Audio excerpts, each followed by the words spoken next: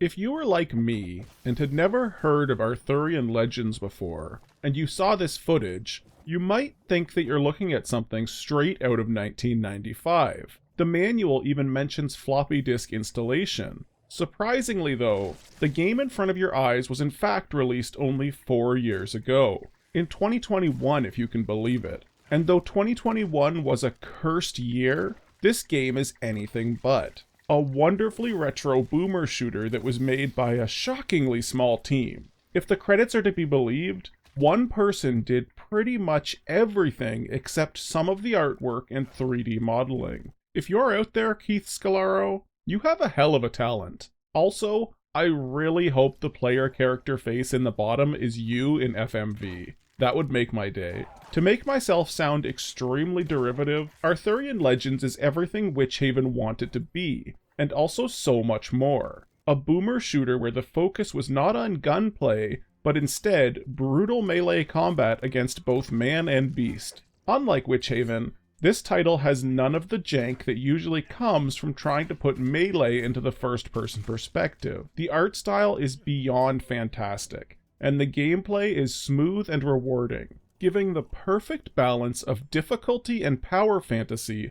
the likes of which I haven't felt in a boomer shooter in years. This may be the single best melee-focused FPS I have ever played. What about the new Doom game?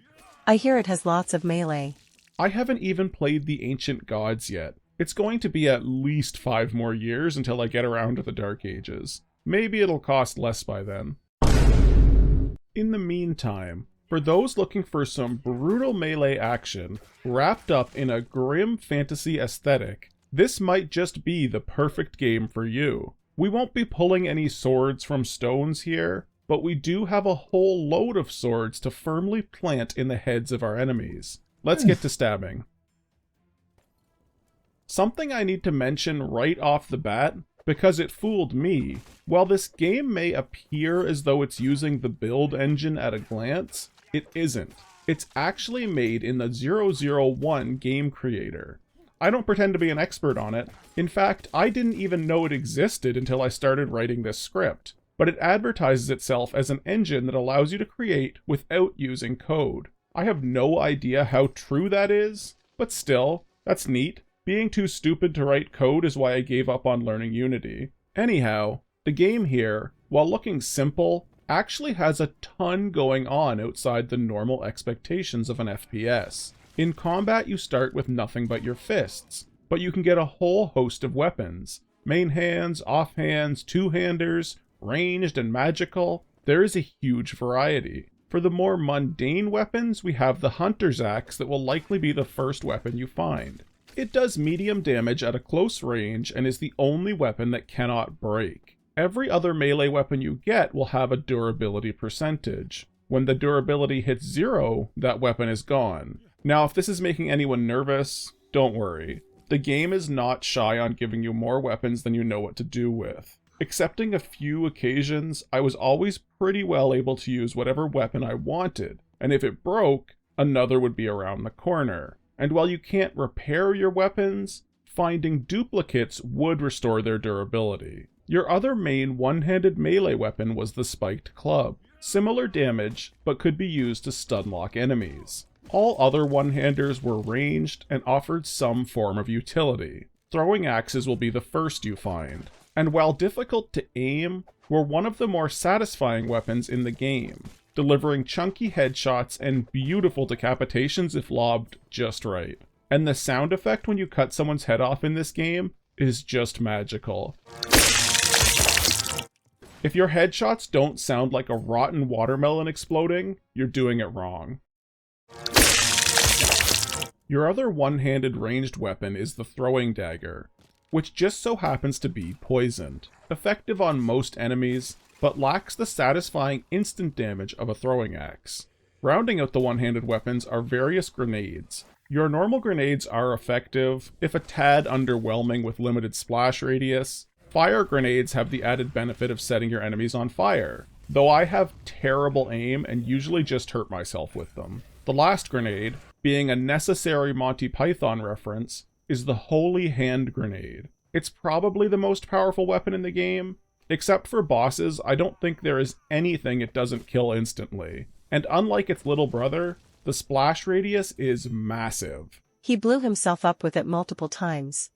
Now the great thing about all these many one-handers is that they can be paired with a whole host of offhand items. In the offhand we have things including a shield, a couple of daggers, a mini crossbow, or even just our spare fist. Nothing like swinging an axe at your enemies while simultaneously punching them in the face. For two-handed weapons we have the bastard sword. Big and powerful, it's capable of hitting multiple enemies at the cost of your offhand. Personally, this was probably my least favorite weapon, but it could still be useful at times. Next we have the crossbow, which comes in the standard single bolt regular form, or the triple fire bolt hellbow form. Both are fine, but the focus of this game really isn't ranged combat, and I mostly use the bows in niche situations. The last and ultimate weapon is the Jester Wand. It shoots magic, initially as poison, then later as frost, and finally as blood magic by the end game. There didn't seem to be much difference between the fire modes, outside getting through enemy resistances. The frost mode would usually one-hit kill anything, but if it didn't, it would at least usually freeze them. It's probably my favorite mode. Oh, and there was a parry system at play here as well. Timing your attacks to land just as your opponent was about to strike would fully block their attack and open them up to retaliation. I didn't make much use of it. Parrying has never been my favorite mechanic, but for those that do like it, it's there. For those like me that aren't into it, don't worry. It's pretty non-intrusive. You can absolutely just hack enemies apart with reckless abandon. Overall, each of these weapons found their way into my rotation, felt useful, and were satisfying. My only real complaint on the weapon loadout is the somewhat limited max ammo counts. It was fine for the crossbow at something like 24 max bolts, but axes were limited to just 12, and daggers to 8 if I'm remembering correctly. I like to stockpile my ammo for when I need it, and this felt a touch limiting. Not awful, but I would have liked to have maybe 50% more ammo capacity. To augment the many armaments in the game were a ton of usable items. You had healing potions, harkening back to the Heretic era, but then a whole bunch of other unique and interesting stuff. A potion of strength boosted your melee damage, and there was an antidote potion that at least on the normal skill seemed kinda pointless. Poison in this game lasted literally about 3 seconds, so by the time you swapped in your antidote and applied it, it was very likely the poison would be gone naturally anyway. You also had a bear trap to momentarily stun enemies, and caltrops to create a damaging surface. Both great to litter arenas with. These usable items were rounded out with spells. There were 9 total, and each you would find would be single use. They were not common, found mostly in secrets, but that rarity was countered by how effective they were, having effects from stuns and freezes, to healing and summoning, or just blowing everything to hell. Spell runes could always be relied on to turn the tide of a tough fight. Really good and well-implemented magic system that felt powerful, but balanced through scarcity. Outside healing with usable potions, you could also heal by finding food around the world. And the variety here was unnecessary, but very welcome. You could walk through water to find fish, raid a kitchen for bread and produce, or even find whole chickens to eat. Once again, proving it the food of choice for aspiring adventurers. You could also find power-up chalices, of which there were 4. These were the rarest items in the game, and probably my biggest complaint on the entire gameplay loop. Each chalice would provide a different benefit. The Chalice of Life was fine, just acting like a super health from Doom and giving you a whopping bonus 100% health. It's the other 3 that I have an issue with. One grants invisibility, one grants invincibility, and one gives you berserk mode with your fists. All only last a very short time and activate immediately upon pickup. The reason I don't like how they're implemented is that most of them are found in secrets. And the way secrets are structured in this game is that you're not likely to find them until after combat ends. So you'll enter a secret, find a really cool rage elixir, then run around like an idiot looking for something to use it on before it expires. There were several times where I got one of these elixirs, and knew there would be no way for me to use it effectively. I do get trying to balance the difficulty and prevent hoarding them to use at tough moments, but instant use power-ups like that really need to be placed in such a way that you'll get to actually use them. There is nothing more unsatisfying than clearing out a big room of enemies just to find that super power-up that is now useless. Mini rant aside, the elixirs were a really small part of the game, so it's not a huge deal. But to parkour off that rage elixir specifically, the fist-based combat in this game is amazing. Not that it's any good, it's actually awful to try and play with just your fists. They do low damage, you can't block, and the range is terrible. But this might be the only game I've ever played where you can punch with both of your fists at once, and that visual is absolutely amazing to me. I don't think physics would allow a normal person to punch like that with any efficacy, but I'm so glad they left it like that in the game. It's like a standing double Superman punch. Whoever the hell we're playing as is a total badass. There is actually a challenge mode in this game where you need to clear a few arenas using only your fists, and while I usually avoid these type of sections in games, I had a great time with this one, punching enemies into oblivion. Aside from combat, the game had your standard boomershooter level design. For the most part anyway. You would move through, finding switches and keys to progress. Generally things are pretty linear, but there are moments where it evolves a bit, providing intelligent level design looping back on itself.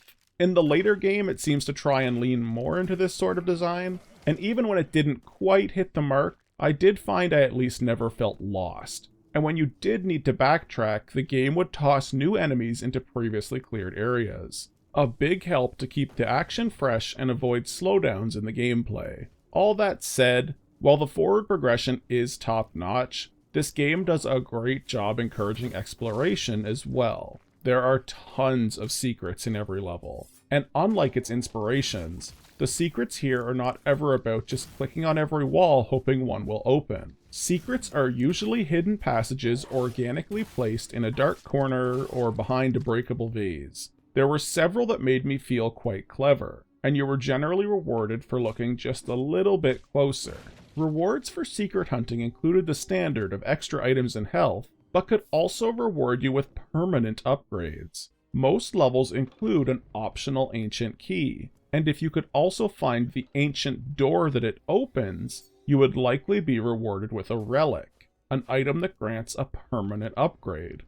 None of these made a big enough difference to change the flow of the game, but it did give you a small edge on your enemies. A great way to allow for character progression without breaking up the action. And if not a relic, the game also had a good few secret levels that could be found in the same way. I felt I scoured pretty thoroughly, but I missed at least one secret level just based on the achievements I got, so I'm already due for a second playthrough. Speaking of, there is a new Game Plus mode that ups the difficulty but lets you replay with all of your unlocked items and weapons. I'll probably give it a go for achievements before too long. One complaint I do have with the game is that there doesn't seem to be a proper way to select levels. The option does exist to enable level select, weirdly hidden in the game options, but I turned it on and I can't seem to select a level anyway. I'm sure there's something I'm missing here, but I do feel the game should natively allow you to replay levels without a weird hidden option that most people will overlook. I missed a couple of early relics while I was figuring out the game, and I could never go back to get them. Always seeing those 2 empty spots in my inventory bringing great shame on me and my entire bloodline. The game does a great job sticking to its retro roots, while also adding in a ton of extras to bring up the experience. And I'm also just realizing as I write this review and look over the achievements, that I somehow missed a secret black market dealer. I wondered what all that gold I was gathering was for. God damn it. There isn't really a whole lot of story in this game to get things going, as is often the case with boomer shooters, but there is a little bit. In true retro fashion, the backstory comes almost entirely from the manual. In a time before Camelot, magic coursed through the veins of Albion, and for generations people learned to harness this power, and as with all things in nature, they understood there was a balance. For a time, the people were united in peace, until the day that the once righteous king of Albion, Uther Pendragon, cast blame upon magic itself for the death of his queen, and thus decreed magic to be of the old religion, banishing its practice and followers from Albion forever. The darkness now spreads across Albion, the crops are dying and the water is turning foul, the people are plagued with hunger and disease. Fewer by the day have the strength to fend off the growing horde of Saxons invading the east. It is feared the Saxons are aided by dark magic, by those who were exiled under Uther's bloodlust, masters of the old religion. Cool. The actual game starts with us in our cabin, suddenly under attack by a Saxon warrior with nothing but our fists to defend ourselves with. To quote the loading screen, "The Saxon bastards are in thy home, and they just fucketh with the one son of a wench in all of Albion they shouldst not hast fucketh with." I'm not even going to censor the swear words. That sentence is pure art. Busting out of our cabin, the action doesn't stop. We fight spiders, bees, wolves, and more Saxons on our way through the forest, eventually finding a woodland fort. And I just need to say, I love the aesthetic of this game immediately. The environments here just feel so full of life. There are so many little decor pieces thrown in, and the fort has you weaving through both indoor and outdoor environments as you progress through. It's a really strong start that would continue throughout the whole game. We encounter new and stronger knights, then reach the climax of the level with a fight against a two-headed demon wolf, our first sign that the Saxons are in fact in league with the old religion. Making our way out of the fort and back into the woodlands, this is confirmed with the appearance of the first demon enemies. Able to fly and use poison attacks, I find these guys are best picked off at a range. They come in multiple flavors throughout the campaign, including poison, frost, and fire, each having immunities and different attacks. I actually managed to find the secret exit here, and we get to experience our first secret level, an abandoned castle. The level is another fun one that caps off with the very first boss fight, the Green Knight. I assume this is a reference to something that I'm missing, or maybe it's just a knight that likes to wear green. Who am I to judge? We finish off the first act by traveling through a swampland and enter the lair of Viliana the Wretched, your standard bog witch. She's not too tough of a boss fight, but definitely a cut above what you'd expect in a boomershooter. She creates poisoned earth while simultaneously attacking you, and has phases where she disappears and sends in enemy waves. Overall, it's a fun fight, if fairly easy. Victory will award you with a poison jester wand, and we move on to episode 2. This episode takes us out of the forests and swamps, and starts us out in a medieval village that has been overcome by a magical winter. And this first level might be my favorite of the game. It features ambushes, numerous clever secrets, and that Dark Souls-esque looping level design. I even find my first relic here by finding a hidden ladder in the back of a chimney. The blood-stained snow aesthetic is great. It really feels like we just arrived after a Saxon massacre. We next move through an icy canyon and find the next secret level. This one is much shorter and caps off with a fight against the mighty questing beast, another monster from Arthurian legend. This game definitely knows its lore. Moving on from here, we enter a frozen cavern. I don't want to sound too repetitive, but once again I need to shout out the great level design here. It's multi-tiered and loops back on itself repeatedly. You can lower ladders as you ascend, allowing quick returns to the earlier floors. And there are so many secrets throughout this, it's just a delight to explore. You heard me, it's a delight.